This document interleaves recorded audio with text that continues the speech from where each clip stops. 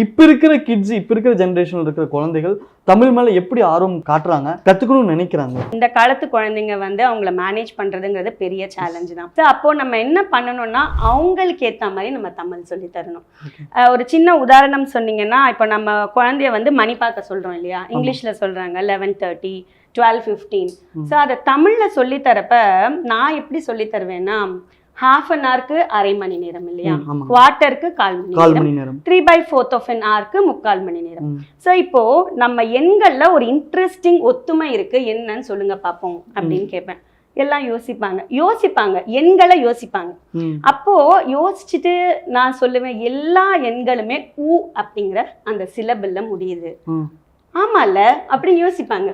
அப்போ அரை சேர்றப்ப சவுண்ட்ல 1 + அரை 1/2 ஊ சிலபிள் சிலபிளா மாறிடும். அதே 4 3/4 சேர்றப்ப அந்த ஊ சத்தம் ஏ சத்தம், அதாவது 1/4 1/3 அப்படின்னு சொல்றப்ப ஆமால குழந்தைங்க யோசிப்பாங்க. அதாவது நம்ம என்ன சொல்லித்தரோன்றதை விட எப்படி சொல்லித்தரோம் அப்படிங்கிற இந்த காலத்து குழந்தைங்களுக்கு ரொம்பவே மேட்டர் ஆகுது.